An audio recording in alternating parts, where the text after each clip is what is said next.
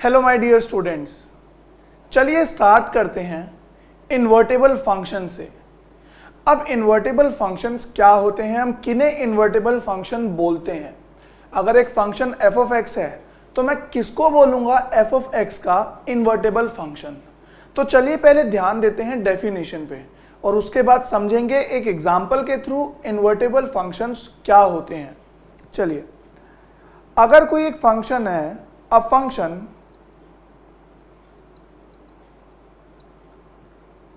Late it be x f, जिसकी domain है x और कोडोमेन है y, is defined to be invertible if there exists a function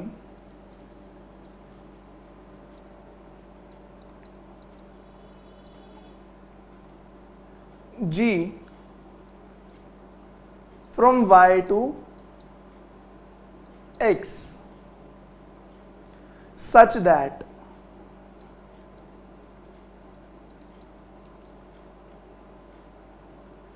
gof is I of x, fog is I of y. The function g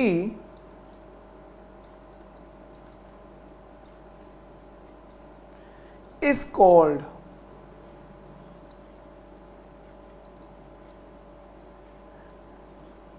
inverse of f and is denoted by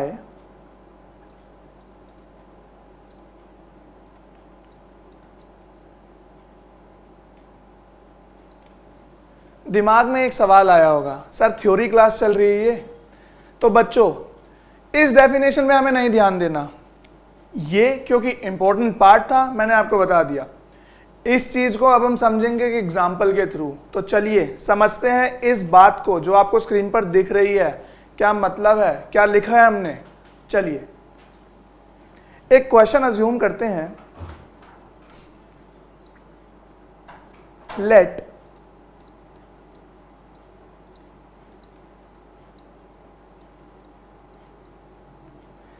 f from n to y। अब ये y क्या है, ये y एक set है और n क्या है, set of natural numbers. y क्या है, कि कौन से नंबर का सेट है, कुछ नहीं पता मुझे, एक सेट है बस। Be a function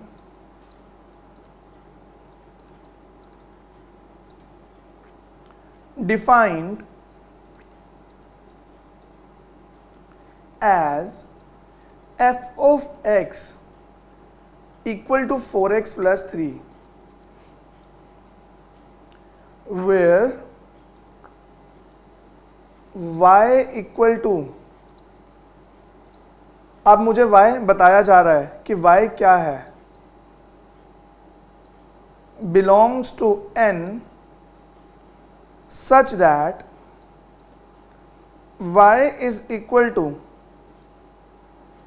4x plus 3. Show that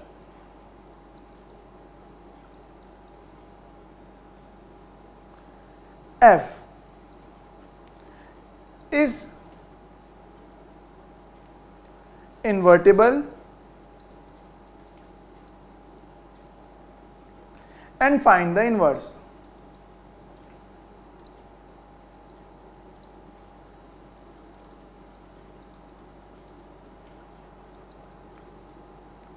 सबसे पहला काम क्वेश्चन को समझना। तो चलिए समझते हैं क्वेश्चन क्या बोलना चाहता है और मैंने क्या डिफाइन किया पीछे, क्या उससे कुछ मुझे हेल्प मिलेगी। चलिए, क्वेश्चन बोलता है कि एक फंक्शन है f from n to y, domain है उसकी set of all natural numbers और कोडोमेन है उसकी y, जो और y में वो सारे एलिमेंट हैं जो कि 4x plus 3 फॉर्म के हैं, where y is given like this. Show that f is invertible and find the inverse. पहले मुझे प्रूव करना है कि ये इन्वर्टेबल है, और उसके बाद मुझे बताना है कि अगर इन्वर्टेबल है तो इसका इन्वर्स क्या होगा। तो चलिए अब आ जाते हैं अपनी डेफिनेशन पर। डेफिनेशन बोलती थी अगर फंक्शन है एक तो उसको मैं इन्वर्टेबल जब ही बोलूंगा जब एक फंक्शन g जिसकी डोमेन होगी y और कोडोमेन होगी x, बिल्कुल ऑपोजिट टू f की, जिसकी डोमेन थी x और कोडोमेन थी y, इसमें उल्टा है। तो मैं g को उसका इन्वर्टेबल फंक्शन बोलूंगा कब, जब गोफ इक्वल टू ix, ix क्या होता है, आइडेंटिटी रिलेशन, आइडेंटिटी फंक्शन, और फोक क्या होता है, equal to iy, that is identity function.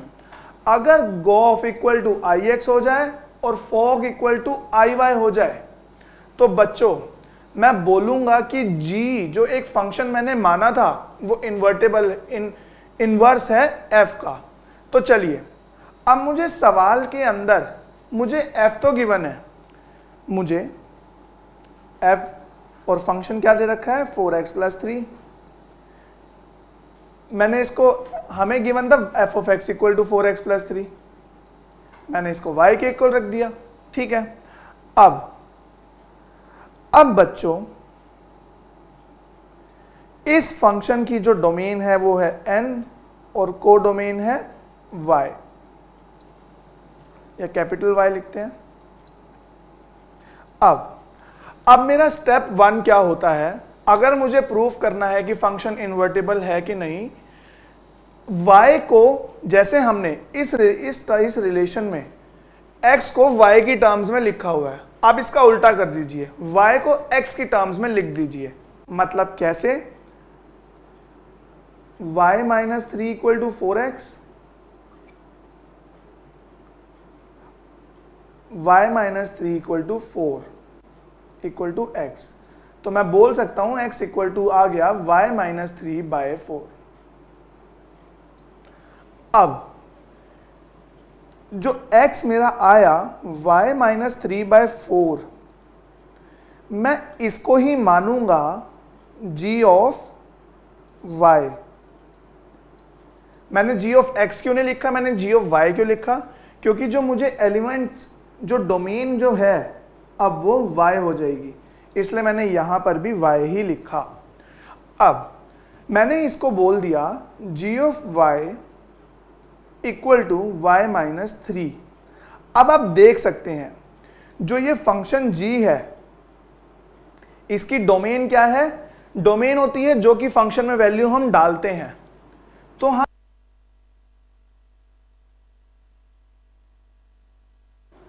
Set of natural number में, तो चलिए अब एक बार फिर से आ जाते हैं डेफिनेशन पे। मेरे को f ऑफ x पता है अपने क्वेश्चन में, मैंने g ऑफ y भी निकाल दिया। अब मैं g ऑफ, जो फंक्शन g था, मैं उसको इन्वर्टेबल जब भी बोलूंगा, इनवर्स ऑफ f जब भी बोलूंगा g को, जब गोफ इक्वल टू ix हो जाए और फॉग इक्वल टू iy हो जाए। तो चलिए अब मेरा अगला काम क्या है, गोफ और फॉग की वैल्यू निकालना। मेरा g ऑफ y आ गया। अब स्टेप 2, ये बस मैं आपको समझाने के लिए कर रहा हूं, पेपर में आपको ऐसे स्टेप्स नहीं लिखना है कि स्टेप 1 स्टेप 2। अब सबसे पहले मैं निकालता हूं फॉग। अब मुझे नहीं पता कि अंदर मुझे x लिखना चाहिए या y लिखना चाहिए, तो चलिए ऊपर देखते हैं। जो मैंने फंक्शन डिफाइन किया उसकी g फंक्शन, क्योंकि ये फंक्शन है f ऑफ g ऑफ कुछ। अब मुझे पता करना है कि मुझे यहां पर क्या वैल्यू लिखनी है, x लिखना है या y लिखना है। तो डोमेन है बच्चों फंक्शन g की y, तो यहां पर भी मैं g के अंदर लिखूंगा y, क्योंकि g के अंदर जो एलिमेंट्स आएंगे वो y सेट से आएंगे। अब तो चलिए करते हैं इस सवाल को। तो बच्चों अब ये है, अब मुझे क्या करना है, इसको प्रूफ करना है i ऑफ y के इक्वल, और जो गॉफ फंक्शन था, गॉफ ऑफ एक्स, मुझे उसको प्रूफ करना है आई ऑफ एक्स के बराबर। तो चलिए स्टार्ट करते हैं अपना काम करना। सबसे पहले मैं ले लेता हूं फॉग ऑफ वाई को। अब मैंने y पुट किया तो मेरे पास, अगर इसको मुझे आई ऑफ y पुट करना है तो क्या आंसर आना चाहिए? अगर मैंने y पुट किया तो इसका आंसर, फॉग फंक्शन का आंसर भी y ही आना चाहिए। अगर मैं फॉग फंक्शन में पुट करूं 2 तो मैं उसको equal to I of y जब ही बोलूंगा जब आंसर भी 2 आए। अगर मैं 3 पुट करूंगा तो 3 आएगा, 4 पुट करूंगा तो 4 आएगा। यही डेफिनेशन थी आइडेंटिटी फंक्शन की। तो चलिए करते हैं अब इसे सॉल्व। ये है f of g of y। अब f ऑफ x क्या है? चलिए ऊपर देखते हैं। f ऑफ x था 4x प्लस 3। अब देखिए f ऑफ x है, we know f of x है 4x प्लस 3। मैंने अगर, अब f of g of y क्या हो जाएगा? अगर मैं x को g ऑफ y से रिप्लेस कर दूं तो यहां पर भी g ऑफ y आ जाएगा। तो f of g of y की जो वैल्यू हो जाएगी वो हो जाएगी 4g ऑफ y प्लस 3। चलिए यहां तक मुझे बात समझ आ गई। g ऑफ y मैंने क्या निकाला था? g ऑफ y बच्चों मैंने निकाला था y माइनस 3/4। तो मैं g ऑफ वैल्यू पुट कर देता हूं, y माइनस 3/4 प्लस 3, 4 से 4 हुआ कैंसिल, y माइनस 3 प्लस 3, 3 से 3 कैंसिल, आ गया y। तो मैंने फॉग ऑफ y को इक्वल टू y प्रूफ कर दिया। तो इसका मतलब क्या हुआ? देयरफॉर फॉग ऑफ y जो एक है वो आइडेंटिटी फंक्शन है। मैंने इसको आई वाई प्रूफ कर दिया। अब मेरा नेक्स्ट काम क्या है?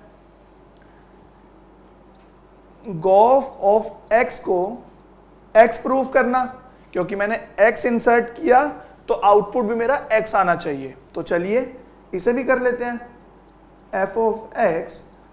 तो f ऑफ x की वैल्यू हमने अभी यूज की थी, f ऑफ x था 4x प्लस 3। तो इसके अंदर मैं 4x प्लस 3 लिख देता हूं। अब g ऑफ 4x प्लस 3 क्या होगा? अब g ऑफ y फंक्शन था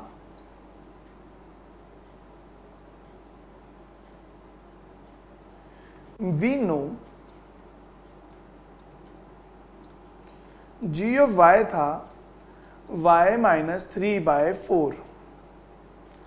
तो चलिए अब y की जगह मैं पुट कर देता हूं 4x plus 3।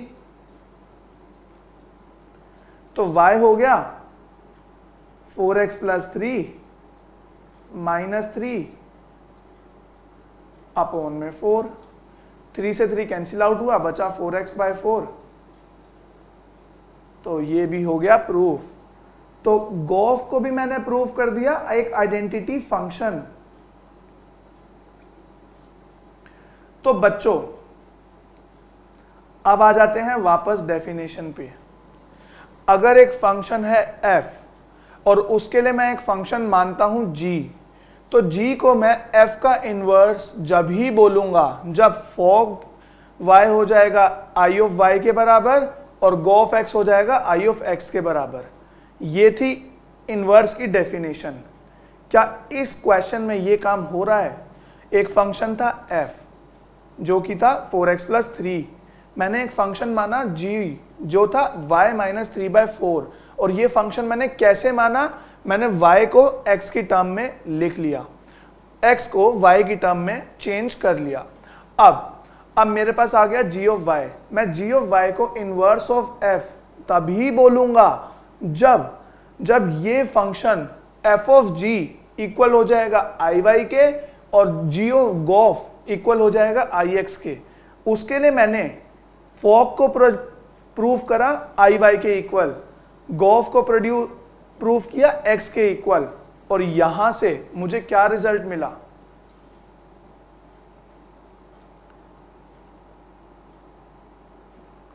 Ji of X, G of Y था y माइनस 3/4, तो जी ऑफ एक्स हो जाएगा x minus 3/4।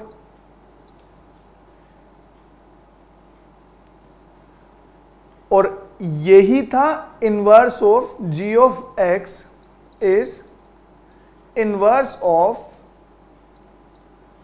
F of x. तो g ऑफ x को मैं लिख सकता हूं f inverse of x equal to g of x, और जो कि इक्वल था x माइनस 3/4। तो f inverse x equal to x minus 3/4 आ गया। तो इस तरह काम करते हैं इनवर्स फंक्शन पे। अब ये तो बात थी बच्चों आइडेंटिटी से। अब मैं यहां से एक बात और बोल सकता हूं। क्या है वो बात? चलिए देखते हैं।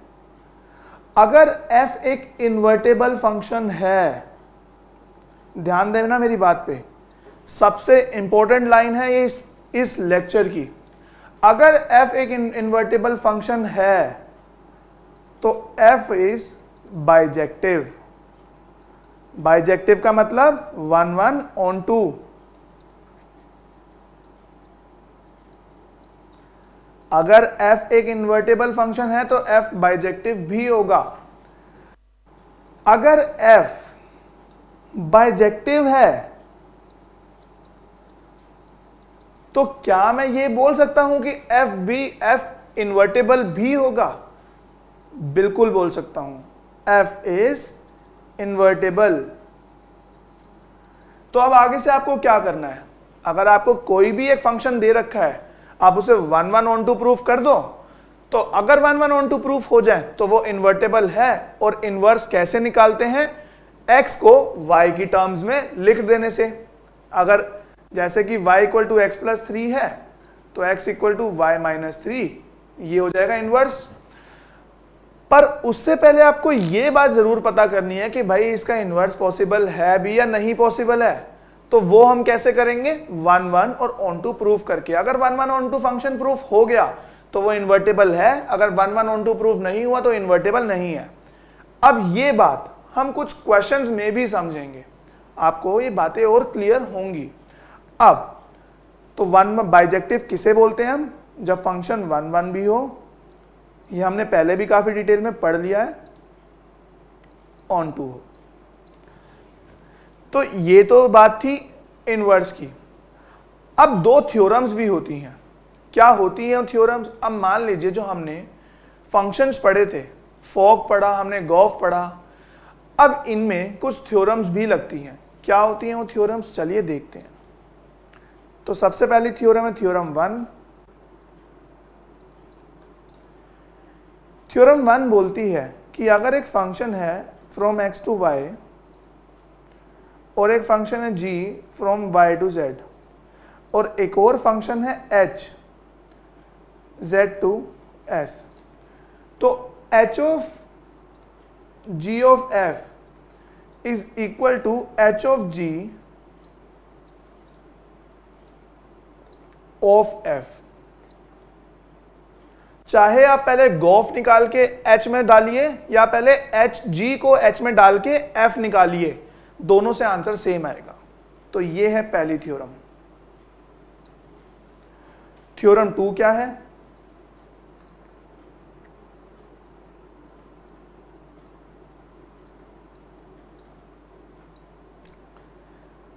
सपोज करो एक फंक्शन है f from x to y और एक फंक्शन है g from y to z।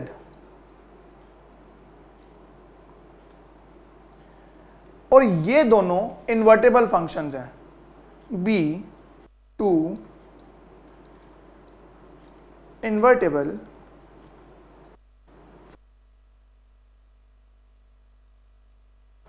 Then अगर ऐसा है, f दो फंक्शन है f और g और दोनों इन्वर्टेबल फंक्शन है, तो हम ये बात बोल सकते हैं देन जो गॉफ होगा इज ऑल्सो इन्वर्टेबल।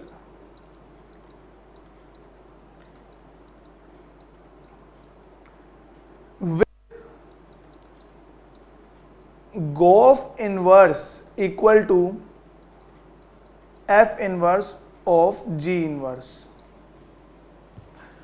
तो देखिए, अब ये बात मैंने क्यों बताई आपको। मान लीजिए कोई फंक्शन है गोफ और आपको उसे प्रूफ करना है कि वो एक इन्वर्टेबल फंक्शन है, तो मेरी अप्रोच क्या रहेगी? अगर मुझे उसको इन्वर्टेबल प्रूफ करना है तो मैं किसी तरीके से f और g को इन्वर्टेबल प्रूफ कर दूंगा, और फिर इस थ्योरम को यूज करके मैं ये बात बोल दूंगा कि जब f और g इन्वर्टेबल है तो गोफ भी इन्वर्टेबल होगा।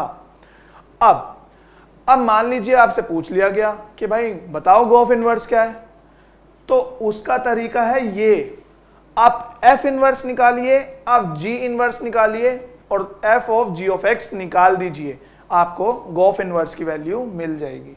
तो ये है तरीका कंपोजिट फंक्शंस को इनवर्स निकालने का। तो चलिए अब एक क्वेश्चन देखते हैं।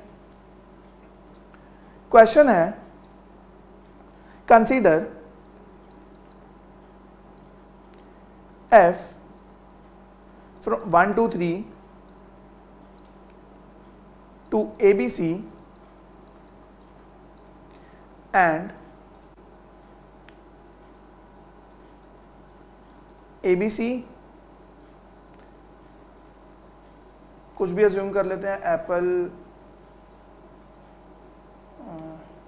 बॉल, कैट, अपनी मर्जी से हम कुछ भी अज्यूम कर रहे हैं, और बोल दिया कि जो f ऑफ 1 है वो इक्वल है a के, f ऑफ 2 इक्वल है b के, f ऑफ 3 इक्वल है c के, और साथ ही ये बोला हुआ है कि g ऑफ a इक्वल है एप्पल के, g ऑफ b इक्वल है बॉल के, g ऑफ c इक्वल है कैट के। तो ये क्वेश्चन में इंफॉर्मेशन गिवन है। अब हमें शो करना है, show that f, g and gof are invertible.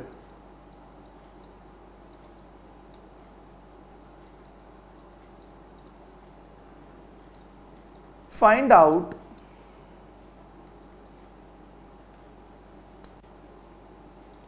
f inverse, g inverse and gof inverse. चलिए करते हैं इस क्वेश्चन को। अब देखिए, सबसे पहले मैं बात करता हूं फंक्शन f की। तो फंक्शन f कुछ इस तरीके का गिवन है, 1 2 3 डोमेन है, कोडोमेन है ABC, ये दो सेट मान लेते हैं A to B, और f हमें गिवन है फ्रॉम A to B। अब साथ ही में हमें एक इंफॉर्मेशन और गिवन है क्वेश्चन में कि f of 1 equal to A है, f of 2 equal to B है, f of 3 equal to C है। तो चलिए इस इंफॉर्मेशन का हम यूज करते हैं। जब f of 1 equal to A है तो ये हो गया इससे related, f of 2 equal to B, f of 3 equal to C। अब देखिए, अब मेरे को बात करनी है f की। f जो है 1 1 है, मुझे साफ साफ दिख रहा है, क्योंकि हर प्री इमेज की एक इमेज है कोडोमेन के अंदर। तो f is 1 1, f is onto. क्यों भाई ऑन टू क्यों बोल दिया आपने सर? ऑन टू कैसे बोल सकते हैं? जब कोडोमेन इक्वल टू रेंज हो जाए तो उसको हम बोलते हैं ऑन टू। तो ABC इसकी रेंज है, ABC इसकी कोडोमेन है, तो फंक्शन हो गया ऑन टू। तो देयरफॉर f इज बाइजेक्टिव। अब फंक्शन अगर बाइजेक्टिव है तो क्या बात बोली थी मैंने अभी? f is invertible. यही तो बात मुझे प्रूफ करनी थी। चलो आधा काम तो हमारा हो गया, अब बाकी बचा हुआ काम भी हम कर लेते हैं। अब फंक्शन है g, तो अब हमें प्रूफ करना है g इज इन्वर्टिबल। चलिए करते हैं। अच्छा, अब यहां पे मुझे एक बात और बतानी है मुझसे, क्योंकि पूछा गया है क्वेश्चन में कि f इनवर्स बताओ। तो भाई मैं ज़्यादा टाइम ना लगाते हुए यहीं पे साथ में एफ इनवर्स भी बता देता हूँ। जब मैंने फंक्शन में 1 डाला तो मुझे मिला a, जब मैंने फंक्शन में 2 डाला मुझे मिला b, जब मैंने फंक्शन में c3 डाला मुझे मिला c। इनवर्स का मतलब क्या है? इनवर्स का मतलब है कि अगर मैं फंक्शन में डालूंगा a तो मुझे मिलेगा 1, अगर मैं फंक्शन में डालूंगा b तो मुझे मिलेगा इनवर्स फंक्शन में, अगर मैं इनवर्स फंक्शन में डालूंगा a तो मुझे मिलेगा 1, इनवर्स फंक्शन में डालूंगा b तो मुझे मिलेगा 2, और इनवर्स फंक्शन में डालूंगा c तो मुझे मिलेगा 3। तो यही है इनवर्स ऑफ f। तो चलिए बढ़ते हैं आगे। अब बात करते हैं g फंक्शन की। फिर से बिल्कुल सिंपल सी बात है, हमें g गिवन है। g क्या गिवन है? ABC से एप्पल बॉल कैट।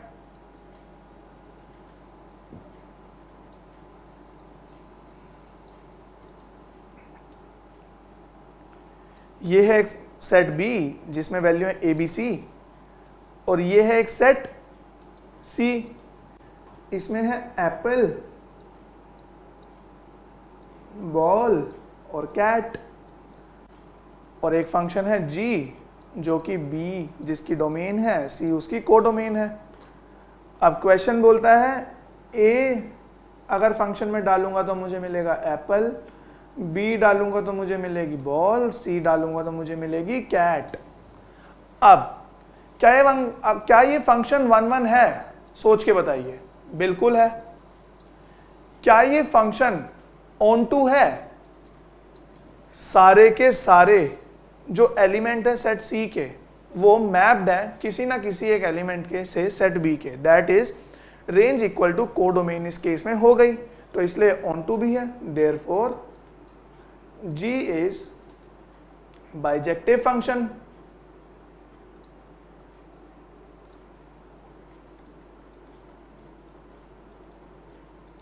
और अगर बाइजेक्टिव है तो G is इन्वर्टेबल।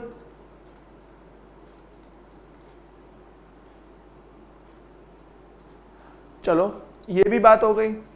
अब सर साथ ही साथ G इनवर्स भी बता दीजिए। तो G इनवर्स ऑफ, अगर मैं G इनवर्स में डालूंगा एप्पल तो मुझे मिलेगा A, अगर मैं G इनवर्स में डालूंगा बॉल तो मुझे मिलेगा B, और G इनवर्स में मैं डालूंगा कैट तो मुझे मिलेगा C। तो इस तरीके से होता है काम। चलिए मैंने प्रूव कर दिया F is invertible, G is invertible,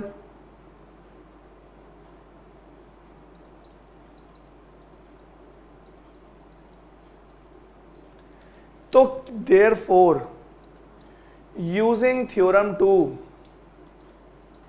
जो कि जस्ट अभी हमने पढ़ी थी, can't we say कि Goff function is also invertible? Yes, Goff is invertible। Theorem 2 क्या कहती थी? अगर f और g दो फंक्शन है और वो दोनों इन्वर्टेबल हैं तो गॉफ फंक्शन भी इन्वर्टेबल होगा। तो यहां मैंने ये बात प्रूफ कर दी। अब सर आपने सारे काम कर दिए, अभी तक गॉफ इनवर्स नहीं बताया, तो चलिए देख लेते हैं गॉफ इनवर्स भी क्या होगा।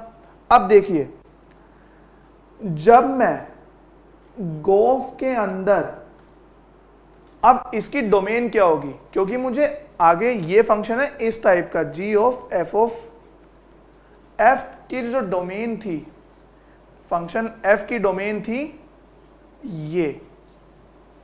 अब मुझे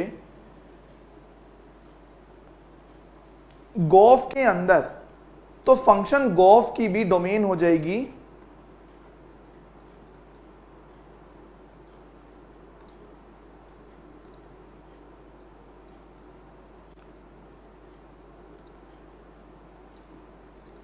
वन टू थ्री।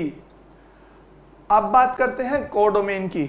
हमने कंपोजिट फंक्शंस की बात, उसकी डोमेन कोडोमेन की बात पहले हमने करी है और काफी डिटेल में की है। ये हो गई इसकी डोमेन, और कोडोमेन क्या हो जाएगी।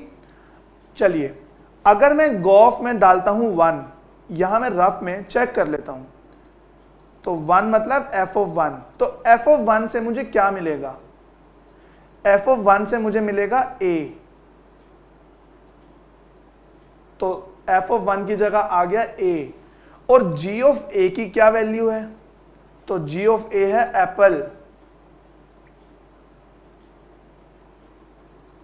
तो ये आ गया एप्पल। तो यहां से मुझे ये बात तो क्लियर है सर, डोमेन अगर 1 2 3 है तो को डोमेन एप्पल, बॉल और कैट होगी। अब ये बात थी गॉफ फंक्शन की। अब गॉफ इनवर्स क्या हो जाएगा, तो गॉफ इनवर्स हो जाता है इसका उल्टा। अगर मैं फंक्शन में डालूंगा एप्पल, बॉल और कैट तो मुझे वैल्यूज मिलेंगी 1 2 3, या फिर मैं लिख सकता हूं gof inverse of apple equal to 1। तो इस तरीके से गॉफ का हम इनवर्स भी निकाल सकते हैं। तो ये था बच्चों एक क्वेश्चन। अब हम अपनी एनसीईआरटी का exercise number 3 that is 1.3 discuss के कुछ क्वेश्चन डिस्कस करेंगे। वो क्वेश्चन जिसमें हमें एक नया कॉन्सेप्ट सीखने को मिलेगा और मेरे को जो लगते हैं इंपॉर्टेंट है काफी आपके एग्जाम पॉइंट ऑफ व्यू से। बाकी के बचे हुए क्वेश्चंस आप खुद से प्रैक्टिस करेंगे और अगर आपको उनमें कोई डाउट आता है तो आप हमसे पूछ सकते हैं। तो चलिए स्टार्ट करते हैं एक्सरसाइज 1.3।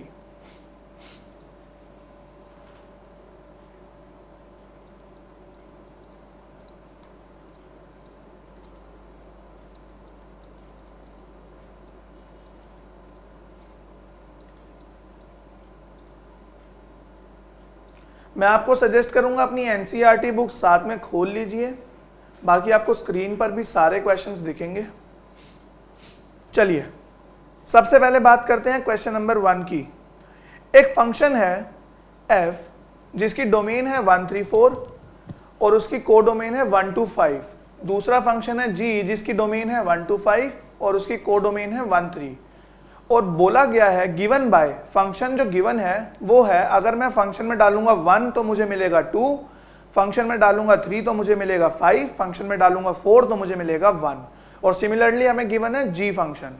मुझे क्या लिखना है, मुझे लिखना है right down the gof function. चलिए बहुत ही इजी क्वेश्चन है। मुझे गिवन है एक फंक्शन f जो कि है 1 2 3 5 4 1, एक फंक्शन g 1 3 2 3 एंड 5 1। मुझे ये दो फंक्शंस गिवन है, मुझे निकालना क्या है गॉफ। तो ऐसे क्वेश्चंस को कैसे टैकल करना है, कैसे क्रैक करना है, चलिए देखते हैं। अब मुझे क्या चाहिए, मुझे चाहिए गॉफ। अब मतलब मुझे चाहिए g of f of x की वैल्यू। मैंने x क्यों लिखा, क्योंकि क्वेश्चन में गिवन है। अब x यहां पर आप कुछ भी ले सकते हैं, पर यहां पे x क्या होगा 1 3 या 4। अब देखिए मैंने x की वैल्यू ली 1, तो ये आया g ऑफ f ऑफ 1। और f ऑफ 1 क्वेश्चन में हमें गिवन है कि अगर मैं फंक्शन में डालूंगा 1, फंक्शन f में डालूंगा 1 तो मुझे आउटपुट मिलेगा 2। तो ये आया g ऑफ f ऑफ 1 मतलब g ऑफ 2। अब अगर मैं g ऑफ 2 डालता हूं, फंक्शन में डालता हूं 2, फंक्शन g में मैं डालता हूं 2, जैसे कि ये वाला ऑर्डर्ड पेयर हमें गिवन है, तो फंक्शन में डालता हूं 2 तो मुझे क्या मिलता है, मुझे मिलता है 3। तो इससे क्या प्रूफ होता है, गॉफ फंक्शन में अगर मैं डालूंगा 1, क्योंकि मैंने x लिया था 1, तो मुझे मिलेगा 3। सिमिलरली में अगर मैं आगे के केसेस के लिए करूं, अगर मैं x की वैल्यू डालूं 3 तो मुझे मिलेगा 1। चाहे आप करके चेक कर सकते हैं इस बात को। और अगर मैं x की वैल्यू डालूं 4 तो मुझे मिलेगा 3। बिल्कुल सेम तरीके से जैसे हमने इसको निकाला, हम इसको और इसको भी निकाल सकते हैं।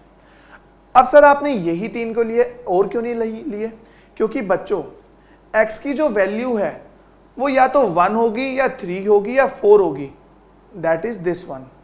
क्यों? क्योंकि फंक्शन f के अंदर मुझे वैल्यू डालनी है और f के जो डोमेन है वो है 1 3 4, तो इसलिए मैंने 1 3 4 के लिए ही चेक किया गोफ को भी। तो ये था आपका क्वेश्चन नंबर 1, काफी इजी क्वेश्चन था। चलिए आ जाते हैं अपने नेक्स्ट क्वेश्चन पे, क्वेश्चन नंबर 4 पे। क्वेश्चन नंबर 2, क्वेश्चन नंबर 3 आप इजीली सॉल्व कर सकते हैं। चलिए, function f of x is given by 4x plus 3 upon 6x minus 4. x is not equal to 2 by 3. Show that f of x यहां पे given है fof, मतलब function f के अंदर दोबारा फंक्शन f की वैल्यू डालनी पड़ेगी, is equal to x for all x not equal to 2 by 3. What is the inverse of f? तो ये क्वेश्चन है। चलिए समझते हैं अब इस क्वेश्चन को। क्वेश्चन बोलता है कि f of x की वैल्यू है 4x by 3 अपॉन में 6x माइनस 4।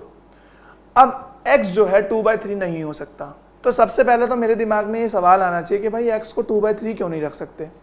तो x को 2 by 3 इसलिए नहीं रख सकते, जब मैं x को 2 by 3 अगर f of x में रख दूंगा तो ध्यान से देखिए 6 into 2 by 3 is 4 और 4 minus 4 is 0, जो डिनोमिनेटर है वो 0 हो जाएगा। That means function not defined हो जाएगा, because anything divided by 0 is not defined. तो चलिए ये था रीजन x को 2 by 3 ना लेने का। सिमिलरली x को यहां पे भी 2 by 3 नहीं लिया गया है। तो चलिए अब निकालते हैं फोफ। हमें सबसे पहले क्या दिखाना है कि फोफ जो है x के बराबर है। तो चलिए f of x क्या गिवन है, क्वेश्चन नंबर 4 देखते हैं। f of x मुझे गिवन है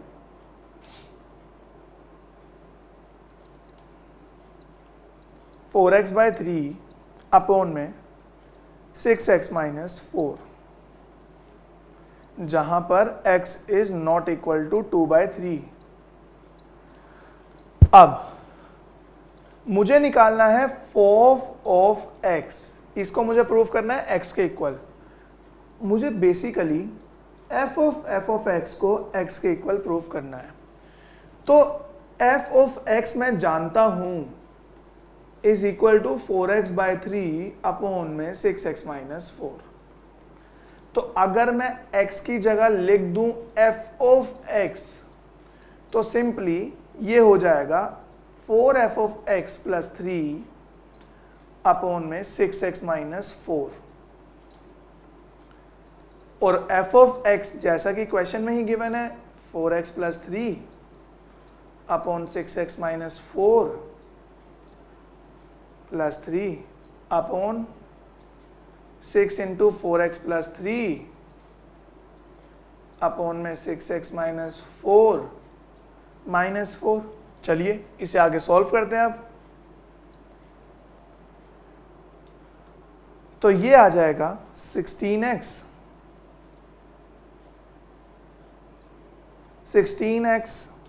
प्लस 12 प्लस 18x, आगे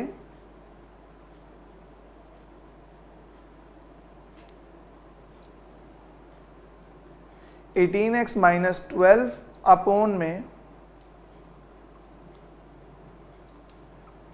6x minus 4 whole upon 24x plus 18 minus 24 upon plus 16, इसको मैंने सॉल्व करके लिखा whole upon 6x minus 4 again,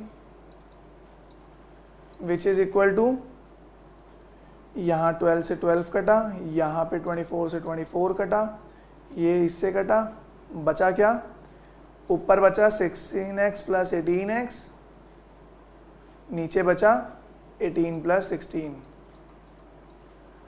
which implies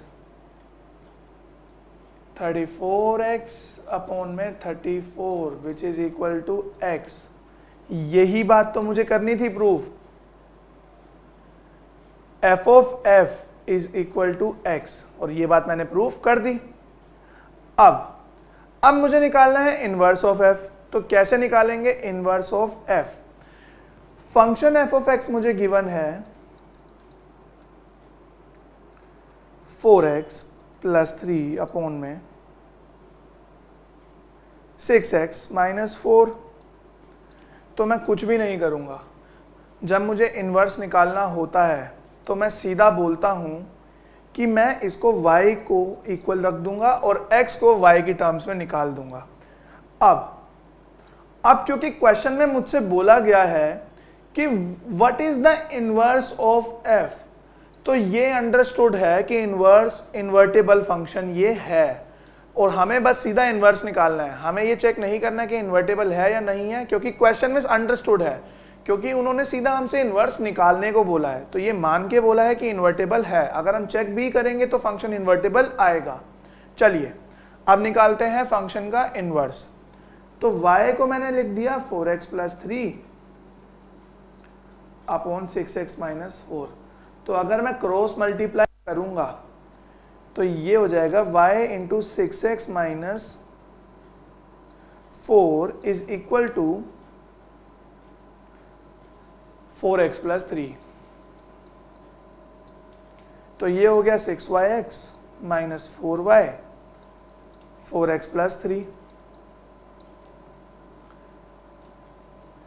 तो 6yx, क्योंकि मुझे x को एक तरफ करना है, 4y प्लस 3, x कॉमन आया तो 6y minus 4 equal to 4y plus 3। तो x equal to 4y plus 3 upon में 6y माइनस 4। तो ये आ गया बच्चों इनवर्स। तो f inverse of x is equal to 4x plus 3 upon में 6x माइनस 4। तो इस तरीके से इनवर्स को हम निकाल सकते हैं। बाकी के क्वेश्चंस हम करेंगे अपनी नेक्स्ट वीडियो के अंदर, और उसी में स्टार्ट करेंगे बाइनरी ऑपरेटर्स। तब तक के लिए अगर आपको इस वीडियो में कोई डाउट है तो आप हमसे पूछ सकते हैं। Take care, thank you so much.